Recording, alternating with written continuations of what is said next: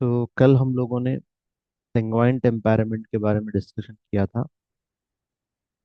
सेंगोइन temperament के जो characters है उसको हमने डिस्कस किया था। सेंगोइन टेम्परामेंट जो ब्लड रिलेटेड ऑर्गन्स जो प्रोडक्शन करते हैं, जैसे लिवर है, बोन मैरो है, और ब्लड को यूटिलाइज करते हैं arteries, veins, heart, brain, nerves. ठीक है, ये सब चीज़ें हैं। और उसको प्यूरिफाई करते हैं लंग्स एंड किडनी। तो ये टेम्परामेंट आपको पहले तो सेंग्वाइन है इसको डिफाइन करेगा। सेकेंडरी, वो डिसीज किस ऑर्गन के रिलेटेड है, ब्लड को बनाने वाले ऑर्गन में, या ब्लड को यूटिलाइज करने वाले ऑर्गन में, या ब्लड को प्यूरिफाई करने वाले ऑर्गन। ये तीनों में से किन ऑर्गन को रिलेट कर सकते हैं आप, इसको भी डिफाइन कर सकते हैं। सेकेंड, और तीसरी चीज, डिसीज तक पहुंचने में बहुत आसानी होगी। ठीक है, कहाँ पर डिसीज एक्चुअली सिचुएटेड है, कहाँ पर डिसीज ने अपनी जगह ली, तो उसको आप ट्रीट करेंगे तो डेफिनेटली पेशेंट को रिलीफ और फायदा जरूर होगा। तो इसीलिए इलेक्ट्रो होम्योपैथी में टेम्परामेंट की बहुत ज़्यादा अहमियत है। तो आप पेशेंट को पहले टेम्परामेंट, उसका डायग्नोसिस करना बहुत ज़्यादा ज़रूरी है। तो कल हमने सेंगोइन टेम्परामेंट में देखा था कि पेशेंट, सॉरी, जो सेंगोइन टेम्परामेंट है, वो टेम्परामेंट का एक नॉर्मल इंसान कैसे दिखता है। ठीक है, वो चाल की चलन कैसी है, उसका फेशियल लुक कैसा है, उसका हेयर कैसा होगा, उसका उसके आईज कैसे होंगे, क्या खाएगा, वो कैसे बात करेगा, कि आम कैरेक्टर्स कैसे हैं। तो उससे रिलेट करेंगे आप सेंग्वाइन है पेशेंट। तो हर एक को मैंने परसेंटेज दिया था। 40% आप चलने को दे सकते हैं, फेशियल लुक से 20%, तो 60 हमारे परसेंटेज हो गए। और खाने पीने की जो आदतें हैं उससे 20%, और आम स्वभाव से 20%। तो टोटली आप 100%, अगर किसी को पूरे के पूरे मैच हो रहे तो 100% सेंग्वाइन ही है। ठीक है, तो इस तरह आप टेम्परामेंट को डायग्नोसिस कर सकते हैं। तो उसके लिए मैंने रेमेडीज बताई आपको। ए3 रेमेडी है, बहुत अच्छी रेमेडी है सेंग्वाइन टेम्परामेंट के लिए। यहाँ पे दो चीजें याद रखें। ए3 जो रेमेडी है ये बैलेंस रखेगी उसके ब्लड टेम्परामेंट को, और उसके अंदर स्ट्रेंथ पैदा करेगी, कि इम्यूनिटी को डेवलप करेगी। ठीक है, ये कब, जब वो नॉर्मल है, तो नॉर्मल में रहेगी बॉडी, इक्विलिब्रियम में रहेगी, बैलेंस में रहेगी ए3 लेने से। ठीक है, ए3 अगर नहीं लेंगे तो उसकी बॉडी जब तक इक्विलिब्रियम में है तो उसको डिसीज नहीं होगी। लेकिन जैसा ही एनवायरनमेंट चेंज होगा, ट्रैवलिंग करेंगे, कुछ खाने पीने में इम्बैलेंस हो, तो ऐसे मौके पे क्या होगा, उसके टेम्परामेंट में, ब्लड में चेंजेस आएंगे। चेंजेस जैसे ही आएंगे, माइक्रोब्स अटैक करेंगे उस पे, और अटैक कर कर उसके जो ऑर्गन, इस अटैक में जो ऑर्गन कमजोर है उस पे जाके ये सिचुएटेड होंगे। तो ये जो सीजनल फीवर से ये बहुत ज़्यादा प्रभावित करते हैं, बहुत ज़्यादा ये बॉडी को बहुत ज़्यादा बीमार करते हैं। हम समझते हैं कि सीजनल फीवर है, इससे क्या हो सकता है, ज़्यादा से ज़्यादा 2 दिन 3 दिन हम बीमार रहेंगे, उसके बाद हम लोग अच्छे हो जाएंगे। लेकिन ये बहुत ज़्यादा लापरवाही की बात है। जब भी सीजनल बीमारी आए तो इसमें होगा क्या, कि आपकी इम्यूनिटी डिक्रीज होगी, number one. Number two, body के अंदर जो ऑर्गन कमजोर है उस पे ये माइक्रोब्स अटैक करेंगे, नंबर टू। नंबर थ्री, अगर हम प्रॉपर ट्रीटमेंट नहीं लेंगे तो ये माइक्रोब्स उस ऑर्गन को डैमेज करेंगे और उसको कमजोर करेंगे। ठीक है, उसके कमजोर होने के बाद फिर बॉडी में उसके सिम्टम्स नजर आए। तो जब सिम्टम्स नजर आएंगे तो हम इनिशियली हम क्या करते हैं, पहले चीज को हम ट्रीट करते हैं, यानी जो ऑर्गन अफेक्ट हुआ है उसके सिम्टम्स को हम ट्रीट कर लेते हैं और समझते हैं कि हम अच्छे हो गए। नहीं, हमको फिर दो ट्रीटमेंट और करना है, दो लेवल की ट्रीटमेंट करना है। एक ऑर्गन को आप स्ट्रांग बनाना है, और आपकी इम्यूनिटी को भी आप स्ट्रांग बनाना है। ये कैसे होगा? ये होगा आपके टेम्पैरामेंटल रेमेडीज। डिसीज को निकालने के लिए आपको अदर रेमेडीज की हेल्प लगेगी, लेकिन ऑर्गन को स्ट्रॉन्ग करने के लिए, ऑर्गन, जो ऑर्गन इफेक्ट हुआ, वो ऑर्गन रेमेडी भी लेना है हमें। जैसा कि एग्जाम्पल के तौर पर हम इलेक्ट्रो होम्योपैथी में S5 है आपके लिवर के लिए, लिवर पे बहुत अच्छा काम करेगा। तो जब आपका लिवर डैमेज या लिवर इफेक्ट हुआ हो कोई भी अटैक में, ठीक है, तो लिवर के आप सिम्टम्स देखेंगे पेशेंट पे, भूख नहीं लगेगी, मतली होगी, ठीक है, और बॉडी पेन होगा, कमजोरी आएगी, सब लीवर के सिम्टम्स है, वीकनेस आएंगी। तो जब हम समझते हैं जैसे ट्रीटमेंट लेते हैं, तो वीकनेस कम हो गया, बॉडी पेन दूर हो गया, ठीक है, सिम्टम्स कम हो गए, तो अब बॉडी क्या हो गई? क्यूर हो गई। लेकिन सेकंड स्टेप बाकी है, थर्ड स्टेप भी बाकी है। सेकंड स्टेप क्या है? ऑर्गन को आप मजबूत करना है, उसको आपको स्ट्रांग बनाना है, नंबर वन। नंबर टू क्या है? ऑर्गन को स्ट्रांग कर दिया के बाद आपके ब्लड को भी स्ट्रांग करना है, उसके टेम्पैरामेंट यानी ब्लड के अंदर जो एनर्जी होना है, इम्यूनिटी लेवल्स होना है, उसको भी आप स्ट्रांग करना है। तो जब जाके कंप्लीट ट्रीटमेंट होगा। नहीं तो क्या होगा? ऑर्गन हमेशा कमजोर रहेगा, उसके सिम्टम्स ग्रेजुअली बढ़ेंगे, फिर नई नई बीमारियां आएंगी, बड़ी बीमारियां आएंगी। तो इसी से आपको बड़े बड़े बीमारियां आते हैं।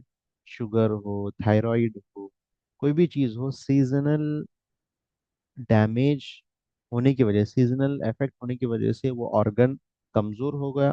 वो ऑर्गन जैसा कमजोर हुआ, तो हमने समझा कि सिम्टम्स चले गए तो अच्छे हो गए, हालांकि ऑर्गन अभी भी कमजोर है, तो उसको आप ट्रीट करेंगे तो सब ठीक हो जाएगा। तो इसीलिए टेम्पैरामेंट की रेमेडी बहुत ज़्यादा ज़रूरी है इलेक्ट्रो होम्योपैथी में।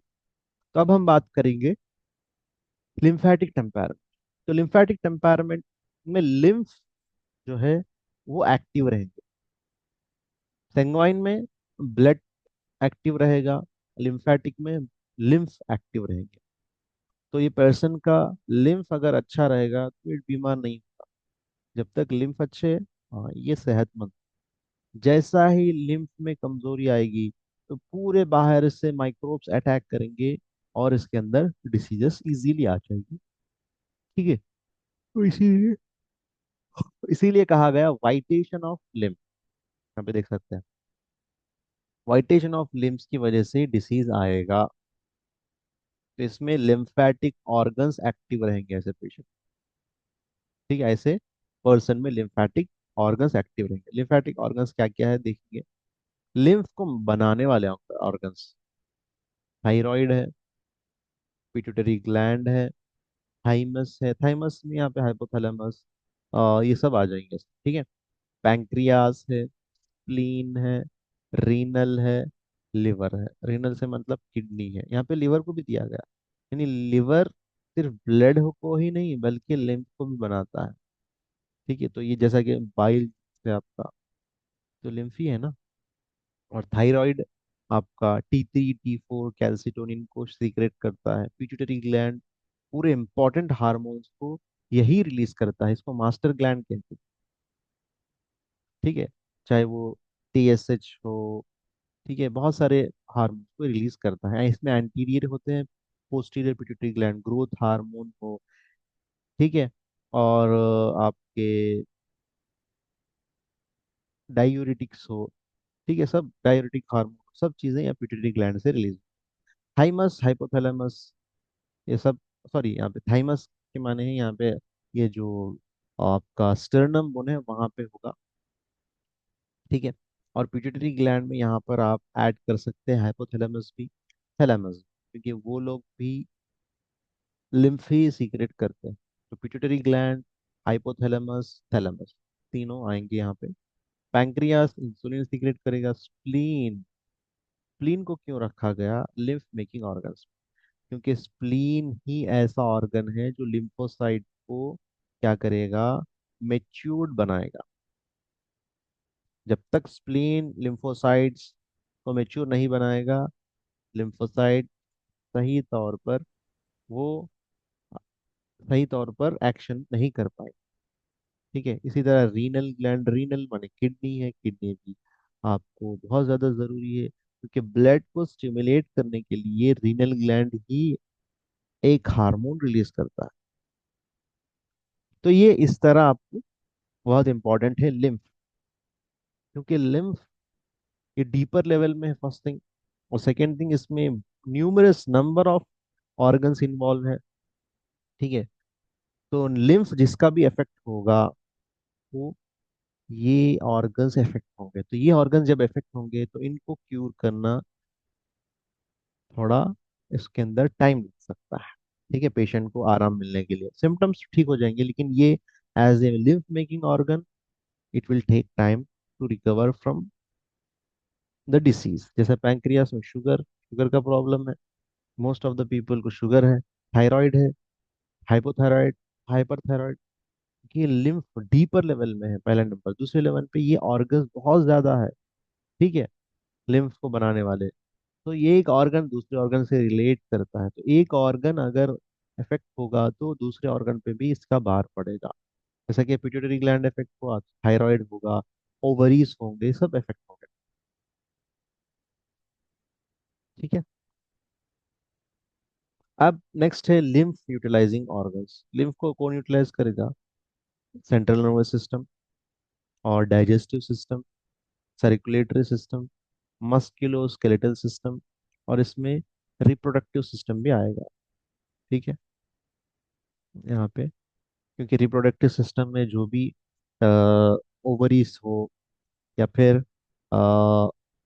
टेस्टिस हो, ये सब चीजें क्या रिलीज करते हैं? लिम्फ ही तो रिलीज करते हैं, तो यहाँ पे भी रिलीफ होगा।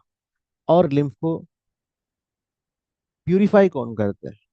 लिम्फ को प्यूरिफाई करते हैं सलेवरी ग्लैंड, आपका सलेवा। लिम्फ को प्यूरिफाई करते हैं लैक्रिमल ग्लैंड्स, लिम्फ को प्यूरिफाई करते हैं किडनी। ठीक है, तो ये आपके लिम्फ रिफाइनिंग ऑर्गन्स। तो आप देख सकते हैं थायराइड है यहाँ पे, ये पिट्यूटरी ग्लैंड है यहाँ पे होगा, यहाँ पे हाइपोथैलेमस, थैलेमस होगा। ये थाइमस देखिए स्टर्नम बोन के पास है। ये पैंक्रियास है, पैंक्रियास को देख सकते हैं आप। ठीक है, पैंक्रियास है, ये स्प्लीन है, यहाँ देख सकते हैं आप, अपर क्वाड्रेंट में है। तो इस तरह ऑर्गन्स जो है लिम्फ मेकिंग ऑर्गन्स है। तो अब ये तो ऑर्गन्स के बारे में था। अब आपके पास कोई पेशेंट आ गया तो क्या देखने को मिलेगा? उसका फेस का कलर हमेशा पेल रहेगा, हेयर उतने ज्यादा मजबूत नहीं होंगे, ठीक है, उतने ज्यादा भी नहीं होंगे। ठीक है, और पेशेंट को जल्दी ठंडी लगेगी, ठंडे हाथ पैर रहेंगे उसके, भूख कम लगेगी, डाइजेशन एकदम स्लो होगा, बहुत ज्यादा नींद आएगी ऐसे पेशेंट को, और ब्लड सर्कुलेशन कम रहेगा, और यानी बीपी भी लो रहेगा। ठीक है, अब हम देखेंगे चलता कैसा है पेशेंट। ये पेशेंट लिम्फेटिक टेम्परामेंट वाले किस तरह चलते हैं, उनका फेस कैसा दिखता है, उनका खान पान क्या है, और उनका नॉर्मल कैरेक्टर क्या है, चलते कैसा है। मैंने बताया था कल कि पहले फूट रखने वाले सेंगवाइन, इनके उलट में लिम्फेटिक होते हैं, पहले ये क्या करेंगे, हील रखने के बाद फुट रखेंगे, यानी आराम से चलेंगे, जिसकी वजह से नजर आएगा कि ये इनका पहला कदम जो रख जमीन पे गिर रहा है वो एड़ी। ठीक है, और जब आप चप्पल देखेंगे या फिर जूते देखेंगे तो एड़ी घिसे हुए रहेंगे अक्सर। ठीक है, दूसरी चीज, फेस कैसा रहेगा? नोज जो है मैंने बताया था कल, ब्रिज टाइप रहेगी, मुड़ी भी रहेंगी, शार्प नहीं रहेंगे, शार्प एड्ज नहीं रहेंगे, बल्कि मुड़ी भी रहेंगी नाक। ठीक है, और बाल काले रहेंगे। ठीक है, और आप चीक्स देखेंगे तो ये चीक्स अंदर को जाके रहेंगे, अंदर ऐसा, ऐसा जो चिपका हुआ है। ठीक है, और इनके जो आईज है ये ब्लैकिश रहेंगे। ठीक है, blackish eyes mostly black colour के रहेंगे। ठीक है, उसमें ब्राउन रहेगा, इसमें ब्लैक रहेगा। नोज उसमें शार्प रहेगी, इसमें ब्रिज रहेगी। ठीक है, इसमें हेयर जो है एकदम कम रहेंगे और एकदम उतना ज़्यादा अट्रैक्टिव नहीं रहेंगे फिर। ठीक है, तो ये क्या कहेंगे, इनको लिम्फेटिक टेम्परमेंट कहेंगे। अब ये लोग ज़्यादातर नॉन स्पाइसी रहेंगे और वेजिटेरियन ज़्यादा रहेंगे लोग। को ज़्यादा तेज़ तीखा पसंद नहीं रहेगा, तेज़ पसंद नहीं रहेगा। और वेज ज़्यादा प्रेफर करेंगे कंपेयर टू नॉन वेज। ठीक है। और और ये लोग अकेले रहेंगे, ज़्यादा बात नहीं करेंगे, जल्दी गुस्सा भी नहीं आएगा। गुस्सा देर से आएगा, लेकिन गुस्सा जब आ जाएगा एक बार तो वो हमेशा हमेशा रहेगा, इतना इजीली वो जाएगा नहीं। और ये लोग अक्सर खामोश मिजाज के रहेंगे, खामोश रहेंगे, अकेले रहेंगे, ज़्यादा इनका लंबा चौड़ा दोस्ताना नहीं रहेगा। ठीक है। और ज़्यादा बात नहीं करेंगे। और ज़्यादातर कोई एक चीज़ में अगर ये लोग संजीदा हो गए तो उसको पूरा होने तक उसी में लगे हुए रहेंगे, उससे हटेंगे नहीं। ठीक है, ये कॉन्सेंट्रेटेड होके काम करेंगे जब उनको इंटरेस्ट आ जाए उस काम। ठीक है, लेकिन ज़्यादा आलसी होंगे, कोई काम 10 बार इनको बोलने की जरूरत पड़ेगी एक काम करने के लिए। ठीक है। और बहुत सुस्त रहेंगे और ये जल्दी बीमार पड़ेंगे, क्योंकि इनका सर्कुलेटरी सिस्टम ज़्यादा एक्टिव नहीं है, लिम्फेटिक सिस्टम एक्टिव है। अगर ये लिम्फ इनका वीक हो गया तो जल्दी बीमार पड़ेंगे, बार बार इनको बुखार आएगा, जैसा ही इन्वायरमेंट चेंजेस आए इनको खांसी सर्दी बुखार जुकाम सब होगा। और बार बार इनको ये बीमार रहे। ठीक है, इनकी स्ट्रेंथ कम रहेगी। ठीक है। तो यानी ये लोग क्या लिम्फेटिक है, इनकी लिम्फ इक्विलिब्रियम में ना होने की वजह से ये बीमार बार बार गिरेंगे।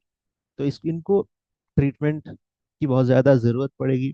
ऐसे ही लोगों को थायराइड शुगर, ठीक है, ऐसे लोगों को होगा। ठीक है। और दूसरी बीमारियां भी होंगी, यहाँ पे आप देख सकते हैं। एनीमिया होगा, खून कम रहेगा क्योंकि कम खाएंगे। और इनको ग्लैंड स्वेलिंग्स आएंगे, रोमेटिज्म होगा, पाइल्स यानी बगैर ब्लीडिंग पाइल्स हो गए, फिस्चुला होगा क्योंकि डाइजेशन पूर्ण रहने की वजह से। ठीक है। फीमेल में क्या होगा, फीमेल भी ओबेस होंगे, सुस्त रहेंगे, ज्यादा काम नहीं कर पाएंगे, चलने फिरने में दिक्कत होगी और इरेगुलर मेंसेस होंगे। और मेंसेस लेट होंगे, डिले होंगे। ठीक है। और जो बच्चे हैं वो नजर आएंगे, उनका हेड बड़ा रहेगा।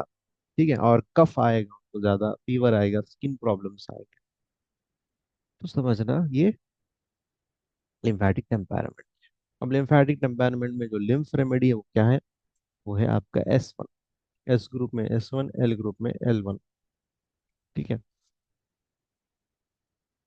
तो इनको अगर S1 देंगे, L1 देंगे तो इनका लिम्फ मेंटेन रहेगा और ये एक्टिव रहेंगे, उनको डिसीजेस बहुत कम आए। तो ये लिम्फेटिक टेम्परमेंट के लोगों के बारे में था, उनके पर्सनालिटी, उनके कैरेक्टर के बारे में था, उनके चाल चलन, उनके खान पान और उनके डेली एक्टिविटीज के बारे में था, उनके डिसीजेस के बारे में था, और कौन सी रेमेडी हम यूज करेंगे, S1 और L, ये याद रखिए। उनको A3 देंगे और इनको S1 L1 देंगे। इसके बाद मिक्सड टेम्परमेंट है और नर्वस भी है, बाइलियस भी, उसके बारे में भी थोड़ा थोड़ा डिस्कस करेंगे। ठीक है। इसमें अगर कुछ कुछ डाउट्स है तो आप पूछ सकते हैं।